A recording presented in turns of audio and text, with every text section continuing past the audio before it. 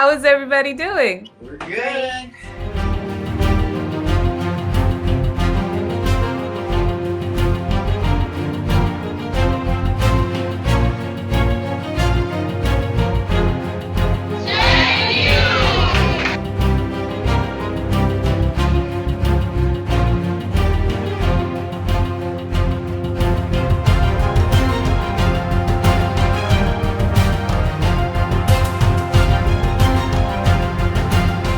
We appreciate you. Thank you so much for being here with us.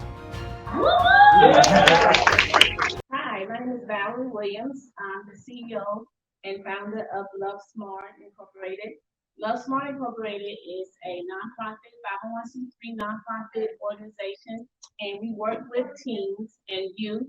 We bring awareness to teen dating violence, healthy relationships, unhealthy relationships, toxic people, anger, how to deal with, how to have a healthy relationship.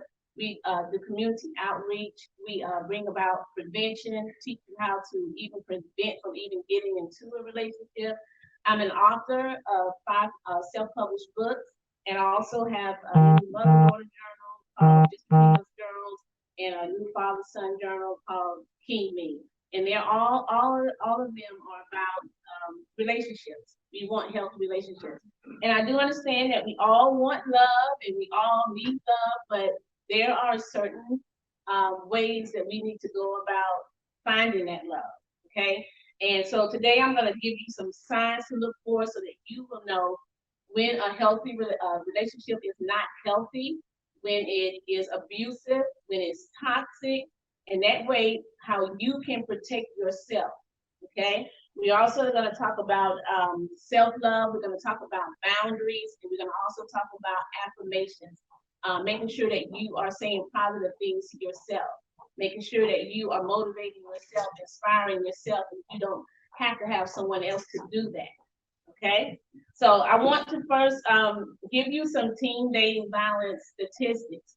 We here in Georgia, I live in Georgia, and Georgia, we are the number one. We are the number one state. We rank number one in the whole country for teen dating violence. Ages 16 to 24. That means more than any other state, any other place in the whole country. Georgia ranks number one. That means we have more teens that are being abused, more teens that are being physically abused. We have more teens that are dying in relationships than anywhere else. And that is sad. And most of the reason is because they don't know. They don't know the signs. They don't know what to look for. They don't know what an unhealthy relationship is. So they think it's normal. And so that's what Lovesmart is all about. Not loving with your head, but being smart about love. You have to be smart about love. You can't just have love in your feelings. You can't just say, oh, I just love him because he's so cute. And it has to be more about being cute, being fine, looking good, smelling good. They have to have character. They have to have something that's good about them, something that makes you feel better about yourself. Somebody that encourages you, somebody that motivates you to be the best you can be. That's what love is. So another statistic is 1 out of every 3 girls have or will experience dating abuse. So if I have 3 girls in a room, 1 out of those 3 girls have or will experience abuse. That's sad. That is so sad. 1 out of every 3 girls. So whenever you're in a room somewhere, in a building somewhere, and you're sitting in there and you see in your classroom, you know it's more than 3 girls in a classroom. It's normally around about 21 kids, maybe 15 girls, right? So you can go 1, 2, 3, 1, 2, 3. Every third young lady may have been in an abusive relationship. If we had more teens in here right now, and it was this room was full of girls, I could, say, raise your hand if you've ever had anybody talk to you and verbally abuse you. Raise your hand if you know someone that's being abused in a relationship. And you would be amazed at the hands that go up. That is the statistics that we have, okay? Listen to this one. 80% of girls who have been physically abused in their relationship will continue to stay and date that abuser. They will not get out of that relationship. Even though they're being treated bad, even though they're being talked to or treated like an object, they will not get out of that relationship. Let me say this. 1 out of every 7 young boys are being abused. And most of the time, girls abuse boys verbally. They're usually abused verbally.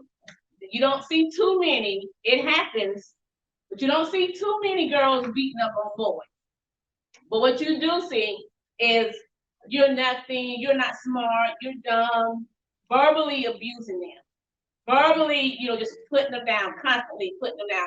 That is abuse. Okay?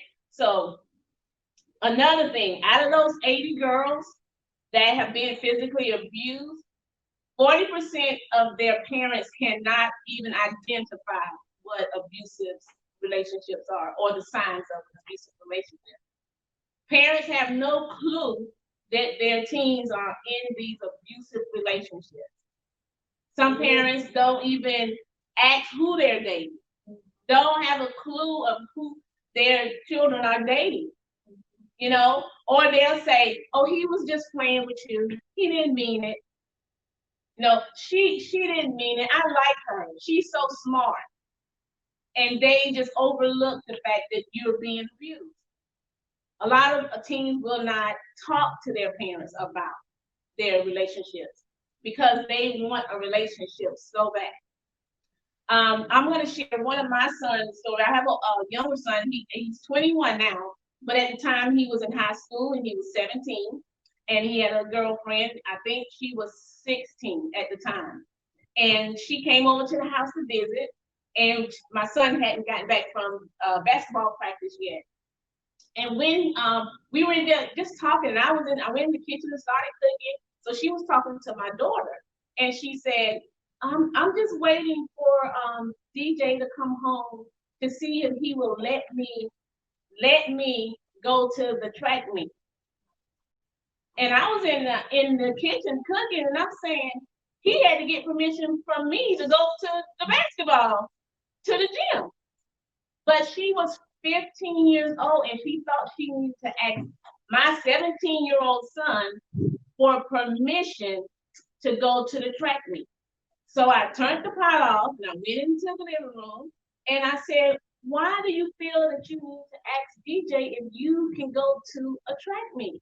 Did your dad say you could go? Did your parents say you could go? And she was like, yeah, my dad said I could go. So why are you asking? You want to see if my son, who's 17, will give you permission to go to the track meet? And she said, I want to be a good girlfriend. I want to be a good girlfriend. I want to let him know where I am. I want to let him know what I'm doing. He needs to know, if he calls me and I don't answer my phone, then I'm at the track meet and my phone might be in the car, my phone might be in my pocket. She had all these excuses because she just wanted to be a good girlfriend. And the reason why, because he was the basketball star and she wanted to be the girl that he selected. And I told her, I said, no, that is not being a good girlfriend. That's starting a cycle. Because the next time you do something, DJ is going to expect you to answer him. He's going to expect to know where you are. He's going to expect, for you to do what he tells you to do. Come when he say come. So you cannot start that. That is not being a good girlfriend. If your parents gave you permission to go, that now you can go. And it just bothered her so, but she didn't go because she wanted to get permission from my 17-year-old son who needed permission from me. But love, what they think is love. And so those statistics, those are just some of the statistics that I wanted you to know. But it's sad because, like I said, 1 out of every 3 girls. And right now, teen dating violence is on the rise. It is now an epidemic. Like, a lot of girls are dying because you can't even break up with your boyfriend. That's the number one cause of homicide for teen girls. Like you can't even break up with me if you want to. You know, to be able to not say, I had a young lady, young girl that I kind of mentored in Atlanta, and she will always, one boyfriend, have him on Facebook. That's her boo. Then, and a month later, she got another boo, and she's all in love. And we were just trying to get her to the point of, look, Shanika, you have to love yourself. You cannot ask anybody to give you what you don't have. You understand that? You can't ask anybody to give you what you don't have. Love yourself. You're 15, so she finally got it. And her grades started going down. She wanted to become a cheerleader, so that took, practice time. But her boyfriend was so used to being with her every day after school. He liked their routine. He liked, her coming to meet him at the car in the parking lot. He liked them going home together. He liked to know where she was all the time. But now, she wanted to do something different. She wanted to practice. She wanted to be a cheerleader. Her grades, she was really, really, really smart in school. And her grades started dropping. And she came, made this decision herself. Maybe this is taking too much of my time. I don't need to be in a relationship. I'm just 15 years old. I don't need to be in a relationship. And so she broke up with me. And he went to the house the next day and to take her belongings. You know how you give this stuff back? I want my watch back. I want my Letterman jacket. Well, he goes to give her things back and to tell her that he was, he finally decided it was okay. And I think he was 17 or 18. They was in Clayton County. And he got to the house and came in. She let him in because, he was like, it's cool. I'm not mad anymore, and he shot her in the head and killed her. And then turned the gun on himself and killed himself. Yeah. But a lot of the friends and of them, they were, but he just loved her so much. He loved her. Oh, he just loved her to death. You're exactly right. He loved her to death. But because he was not used to rejection, he had something that he thought like this bottle is mine, it belongs to me. So he felt she belonged to me. And if I cannot be with her, nobody else is going to be with her. Right? A lot of times, another thing I want to make sure you know that dating violence and domestic violence, it can happen more. It only has to be one time. A lot of times when I'm talking to teens, he just hit me one time. She just slapped me one time. He just pushed me down and I happened to trip over, and it's always that one time. But that one time can be one time too many. Right? My own personal story, and I'm gonna make my story short. I was married for 8.5 years, and we had 2 beautiful children. We was a middle class family and a home. We had a decent job. I had a job. We've been together for 13 years altogether. And just one day in 20 minutes, my husband called me home from work. I got to the house. He wouldn't let me back out the door when I had a girlfriend to come pick me up because I was taking him the car. And when I got ready to leave the house, he stood in front of the door. So I'm like, I'm praying at first, move out of the way, stop playing. So I reached for the doorknob and he kind of pushed my hand down. And I was like, still kind of jovial about it. And I went to reach for the doorknob the second time, but he's more stern in the door, not, like, come on, move out the way. But now he's kind of a little stiffer, and I'm like, he's for real. So I went to reach for the doorknob the second time, and he kind of popped my hand. And so that moment, I was like, now we don't play like that, because I was raised. My father was a coach, and he raised me to don't allow anybody here. We had those conversations. You don't let nobody hear on you. You don't let nobody talk to you. Disrespect you like that. If somebody, you feel fearful, get away, go. Don't try to fight, and you don't know what people are gonna do. So now I'm like, I'm mad, I'm upset. You won't get out of the way. I have somebody outside that's waiting. And so the third time I went to reach for the doorknob, he punched me in the face. and I flew back into the kitchen. It hit me so hard, and so I was kind of dazed, on my back in the kitchen on the floor. And he stood over me and said, "See what you made me do?" And then he took off upstairs. We had a deadbolt on our door that we didn't use because if you turned it, it would get jammed. So on his way upstairs, I could hear the deadbolt click, but I'm still on the floor in the kitchen, like, did he just hit me? Like face is just throbbing. So I get up. By the time I get up and open the door, fighting with the deadbolt, get outside, I feel my arms being caught back like this. And he pulled me back into the house. So what happened in a 20-minute period, he ended up shooting me 3 times. I was shot with a 38 Smith and Wesson, and I was shot through the head here. First shot went in here, and it went all the way through my head and came out over here. I have 2 bullet holes in my arm. One went through this clavicle bone, broke it in half, went through my muscle, and came out the back of my neck, out my spine. The other bullet stayed in my arm for about 2 weeks. Eventually it moved under here. I did not know that I was shot in the head, but I could tell blood was pouring from my nose, so I kept going like this, and my hand was just full of blood. But I could feel the warmth of it on my chest.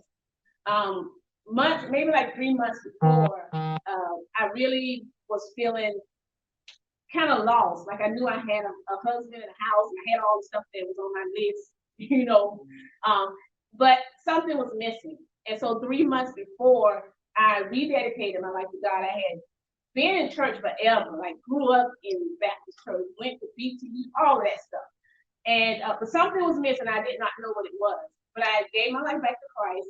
And so for those 3 months, I really was, asking God to show me who he was, just protect my family. This was like my first time really praying, and I began to feel better. And nothing about me changed, but I knew something had changed. So right before my husband shot me, I was, of course, begging and crying and pleading with him not to shoot me. Shot the wall. I saw the hole in the wall. So when I saw the hole, that really made me I just lost it, because you really do see your life pass before you, and the children come, their faces come to you, and you just like this is it, like really, like I'm going out like this, like really it does fast before you. But when you know God's voice, and I heard him speak and say, "You're crying, but you didn't call on him." And I just stopped crying. I just said, "Lord, be with me." And then I looked back at him, and he was standing over me, and I went to the right, and I felt being shot, but did not know I had been shot in the head. All I felt was pain in my arm.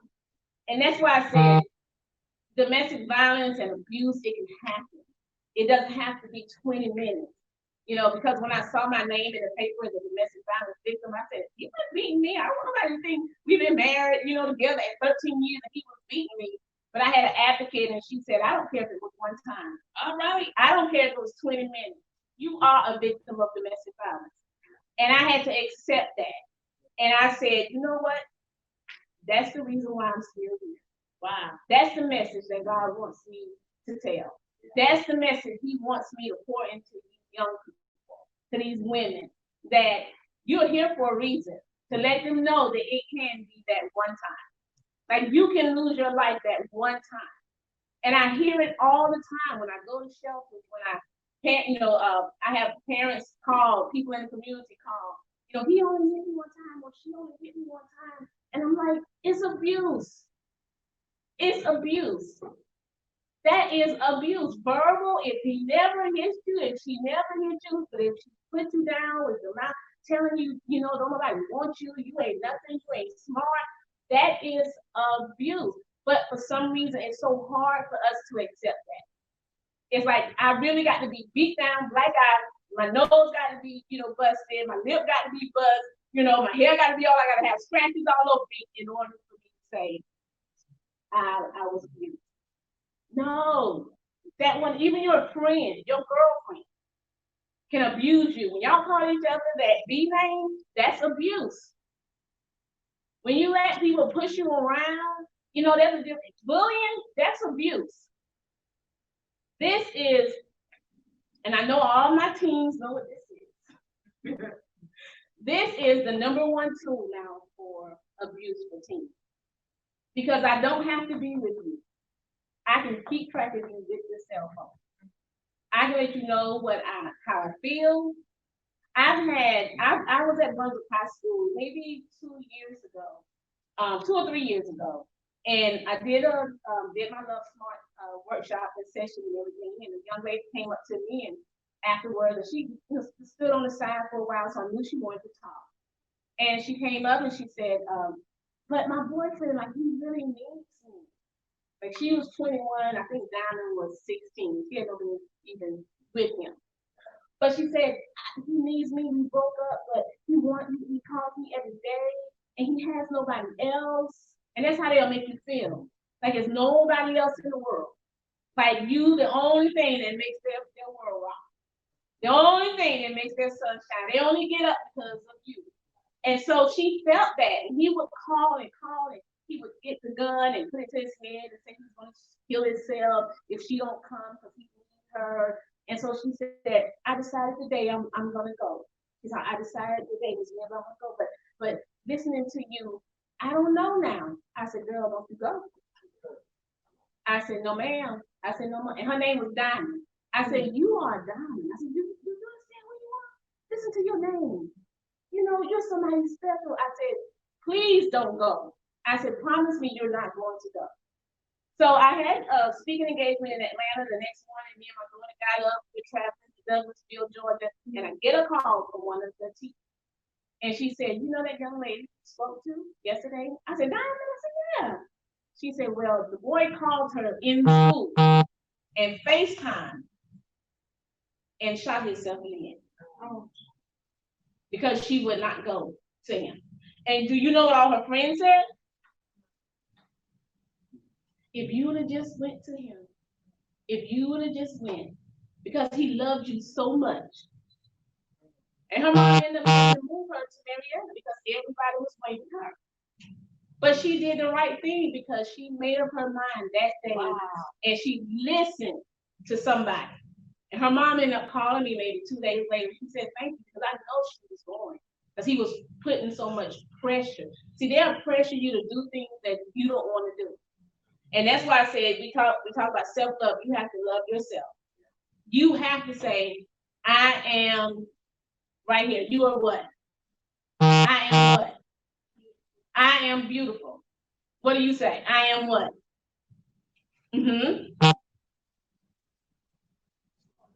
Smart. Right here, First Lady. What do you say? I am beautiful. I am beautiful. Right here. I am gifted. I am gifted. Right here. Yes. What about you, Michael? I love it. Come on, CC. I am a rock star. Amen. Yes. I am a strong black woman. See, that's why I like they raising their hand. Come on, bring it on, bring it on. Yes, Roger. I'm wonderfully made. Wonderfully made. Right back in the back. I am what? Yes, yes. Anybody else? And that's what we have to do. Right here, baby girl. What you say? I am talented. Right. See, when you know who you are and you speak those things to yourself, you don't have to have nobody else to put you up and lift you up. But so many times we have relationships for that reason because they make us feel loved. They make us feel important. They make us feel wanted. And you don't have to have that. What they should do, they can add to that. They can add to that, but you don't live and breathe and move and do everything because what if they cut it off? What if they stop telling you you're beautiful? What if they stop telling you you're beautiful, you're wonderfully made? What if they stop telling you that you're talented? What if they stop telling you ain't no rock star? Then what you think gonna happen? But when you have self-love, it stays and then you nurture it. You speak affirmations every day. You say something positive to yourself every day. So that's something that you need to have before you even get into a relationship. Before you even think about being in somebody's life, you make sure that your cup is full. You make sure not just full, overflowing. You make sure it's overflowing. I always say, I am love. I'm not looking for it. I am love. And so and that's why I said earlier that you can't ask somebody to give you something that you don't have. And so a lot of times when we expect things from people, it gets us in trouble because now we're needy. We're needy. And they don't, and sometimes that's aggravating and frustrates other people. They're like, I don't want to hear that. So they abuse you just to get you off, just to get you off of them because they don't have it to give. We have to understand some people don't know how to love. Some people's definition of love is different than yours. You understand? So that's why when you have your own definition and you know your truth, what love is, and then so if somebody comes into your life, you can say, nah, that don't add up. that don't add up to my definition of love. Because they will pressure you like to have sex. They will pressure you to have it. If you love me, you will. If you don't, somebody else will. Because Rebecca over here says she would. But when you know who you are and you have set the boundaries, and that's what we're going to talk about next. When you set boundaries around yourself, and you communicate those boundaries. Look, we're going to Rebecca. Bye-bye. Tell them to go on to Rebecca because you set boundaries. What are boundaries for? Your safety. For your safety. So you have to, before you even get, again, because I'm about prevention. I'm about, let's not even get to the part of being abused. Okay, let's not even get there. Why? Because I'm setting boundaries. I got to set boundaries around myself for my safety. So what are some boundaries would you set for yourself to protect your body, to protect your peace? What are some boundaries? Right here, let's go. You smiling at me. Come on. What do you say? What is a boundary that you would set for yourself, before you even get into a relationship? That's going to protect you.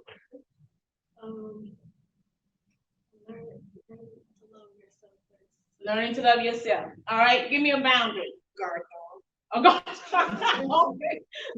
All right. High expectations. High expectations. All right. And remember, you can't ask anybody of something that you don't have for yourself. That's right. All right, Mike. I would say help communication. It is. Communication is a vehicle for relationships. Yes. I would say two things. One, like observe a person's tone, how yes. they talk to you when they're upset. Yes. And then two, have a cutoff time, like when you talk to that person, especially if you're in school. Like if you talk at 11, 12 o'clock at night, like that's kind of okay. And it's easy for us to get distracted. And if you know that it's easy for you to get distracted, you need to set boundaries. Yes. You have to set those boundaries because if not, if things will just happen because you have no boundaries. When my daughter was in the 11th grade, I sat her down and I used to take her with me when I used to go and present on intimidating violence. And so when she was in, I think she was like in the 10th grade maybe. And I asked her, I said, okay, you're gonna be going to college in a couple of years. And I need to first know that you know how to use your voice, which we had a workshop today. I need to know that you know how to verbally communicate to somebody what they can and cannot do, what boundaries you are going to have. So I need you to tell me what your boundaries are. And she, of course, looking at me like, no, she didn't. And so she said, I'm going to keep my B card. And at that time, I did not know what a B card was. But, and I'm like, so she told me, and I said, let's be real about this. In 2 years, you're going to be a little bit more mature. I said, and that young man can come and say anything to you because it'll sound good. He don't know what buttons to push. I said, so don't sit up here saying you're going to say no because you're talking to your mom. I said, because if he touch you in the right place and say the right word, that yes can that no can turn into a yes. So be honest with yourself. If that's a boundary that you're going to set, now I need to hear you verbally communicate that. Verbally communicate that to me, what you would tell this young man or whoever comes in your life. And she verbally, communicated. Okay. What about somebody calling you out your name? Oh no, they're not gonna do that. Okay, verbally communicate that. You have to verbally communicate it because it gives that person a chance to say, I want to be a part of your life, or I don't. Because I already know I ain't gonna respect you. And then it gives you a chance to say bye-bye again.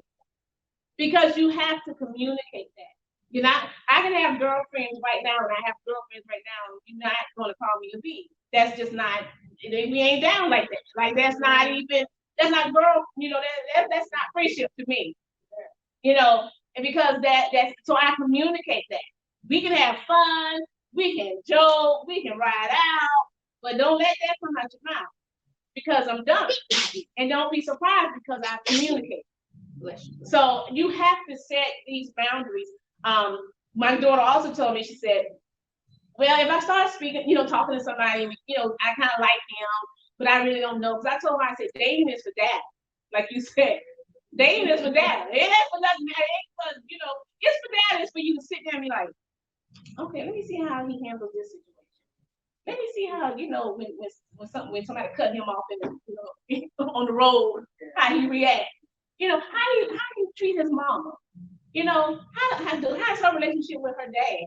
I mean, it's for data. It's for you to get information. It's not just for you to feel goosebumps and it just feels so good. And, you just caught up in the moment and you're overlooking all of the signs that you need to be saying, this is going to be a healthy relationship. So my daughter says, I'll let somebody like kiss me. This is how she did. From here, she was like from here to here. She was in the 10th grade, from here to here. And I said, well, what about here? And so she was like, no, mama, no, that's going to be a boundary. And I was just telling her, again, it's okay for you to tell me this because you think this is what I want to hear. But you are going to have to verbally communicate this to whoever that person is. So you have to know your boundaries, make some boundaries, and that's what you're going to, when you get home, that's some homework you can do. Just sit down. What are some boundaries that you want that can protect you? That this is for you. And then just verbalize it out, just say it out loud. Start saying it out loud. Okay? And then you have to stick with it because that's the decision you have to make. Because the first time you allow somebody to call you this or treat you like that, and they say, oh, I'm sorry, I'm just so sorry, like I just really didn't mean, it slipped, things happen, and then what you think gonna happen the next time? It's going to get worse. It's going to get worse. So you have to know those signs. The types of abuse are physical. That means somebody's punching you, hitting you, using a weapon, or picking up objects, throwing things at you, pinching you, slapping you. That's physical. Busting your lip. Emotional is, like I said before, can be tearing you down, and you feel it. And a lot of times, what they say, words are words. Words can build you up, and words can take you down. And so, verbal abuse, it kind of stays with you. Like the black eye kind of goes away, and it is bad. But verbal abuse is kind of like it starts shaping you and molding you if you let it. So you have to know that manipulation. An example of manipulation is like what I said. If you don't have sex with me, somebody else can. Or if you love me, you'll have sex with me. Or just trying to get you to do things that that you said you have a standard, and they just I'll stop talking to you. Like don't say anything to you. This period they talking to you. You go to class and you come back to meet at your little spot, and he mad because he saw you talking to somebody down the hall. Now he has nothing to say to you. Like give you the quiet treatment, nothing at all. And most little girls say, what's wrong? What did I do? And and then they can't eat and they can't sleep and they don't know what to do with themselves. And it becomes a cycle. And they like, wow, I got it. I know now. I know what to do to control him. I know what to do to control him. I know.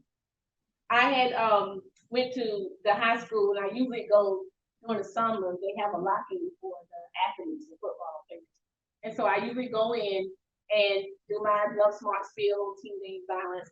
And the quarterback at this time, he's raised his hand. I said, anybody have any questions?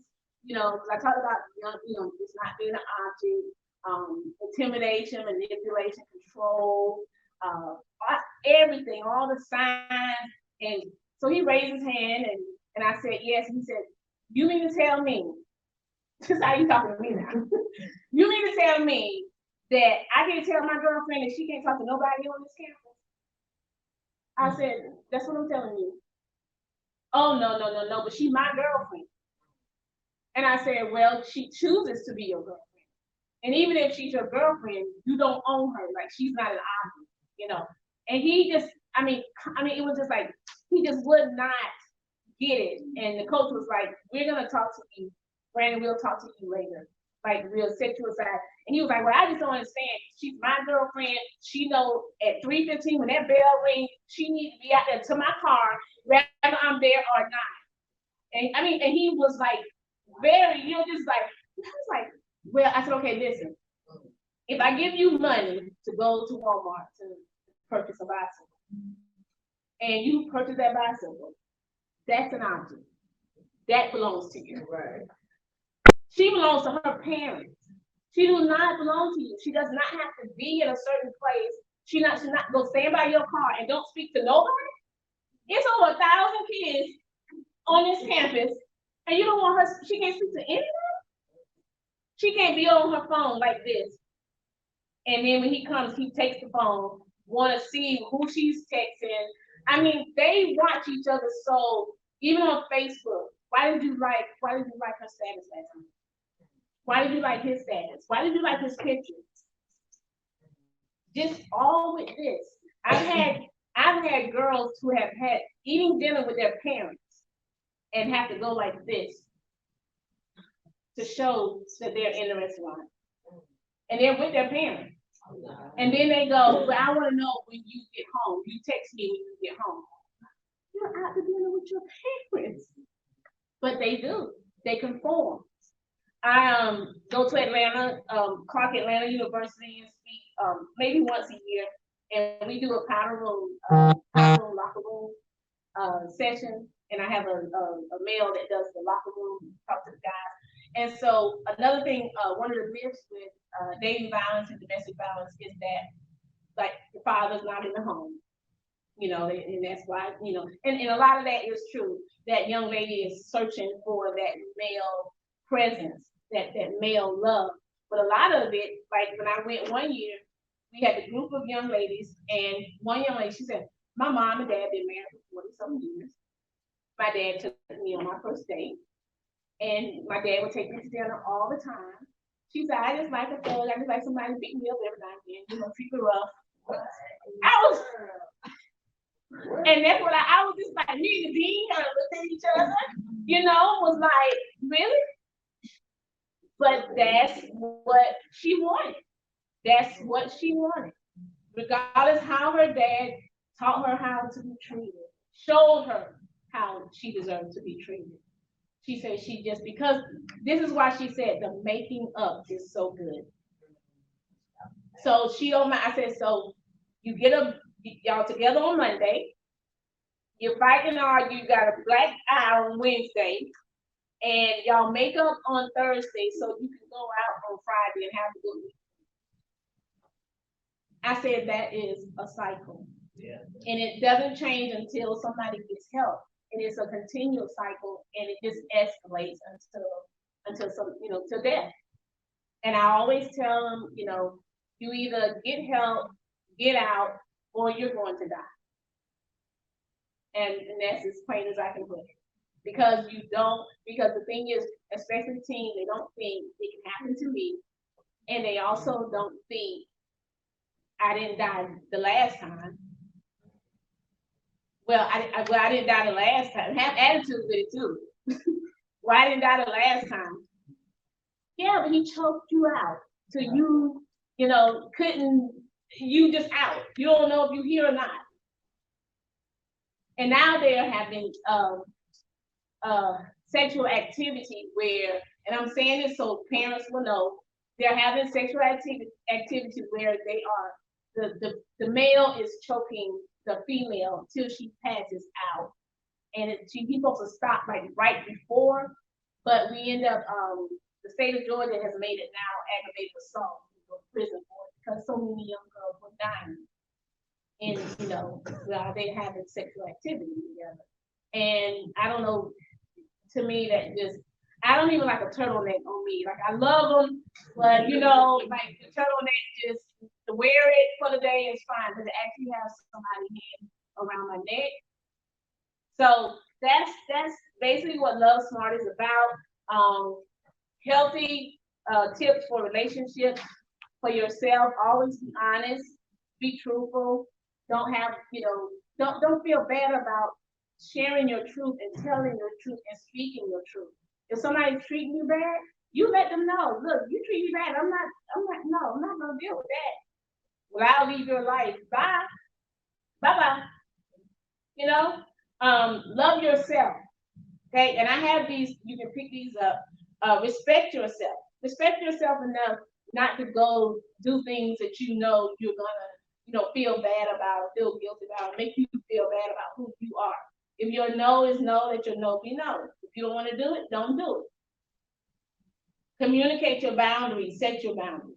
Okay, that's your homework for today. And it's okay to be in love, to be in a relationship, and have your own personal space.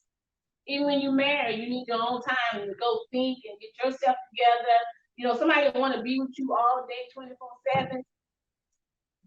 You better watch out. There's something there. That's not love. That's possessive. Being possessive.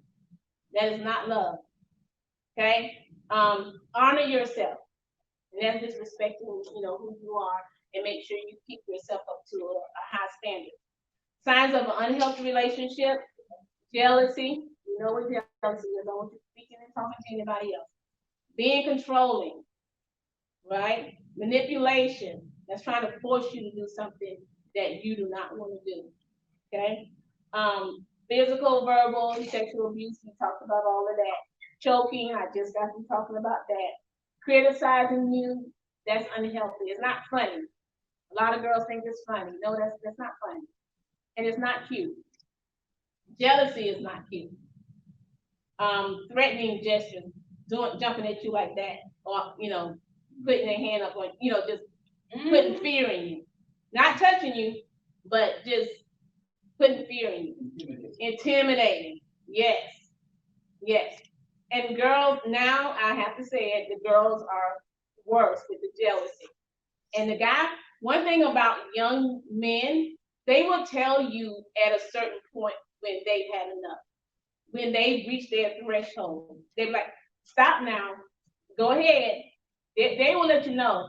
But that girl will continue to push that envelope and continue to pop him side the head, pop him on the back of the neck. And he done said, look, that's enough. And what you think gonna happen next? Boop, boop, boop. And so you have to be careful with that, because that could be your last day on this earth.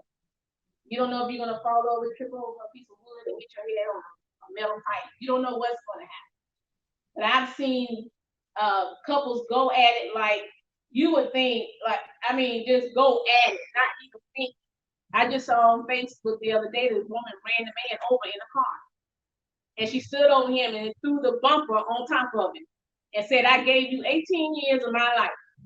Nobody should have you in that kind of predicament to make you feel that kind of rage because they messing with somebody else. Let them have them. Let them have them. That's why you have to have self-love for yourself. Yeah, it may hurt to break up, but you don't go and scratch somebody's car up and bust somebody's window or want to fight somebody because this person decided to be with somebody else. You're just not the prize. You're just not his prize. You're just not her prize. That's how you have to look at it. It may hurt, but this is for the best. God has moved them for a reason. Because of not, who you allow in your life can derail your whole destiny. So you have to be careful about who you allow in your life. Am I good?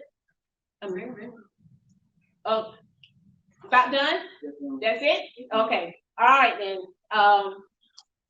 Thank you all for listening. And go to the New Living Translation, 1 Corinthians 13. That's my favorite scripture, and it just tells you the way of love. Oh, that's good. Okay?